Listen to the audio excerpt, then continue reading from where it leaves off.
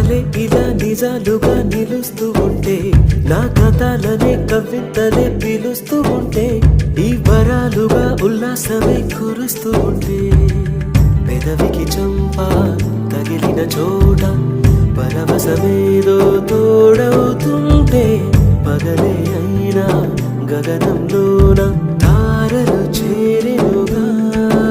నిజంగా నేనేనా ఇలా నీ జతలో ఉన్నా, ఇదంతా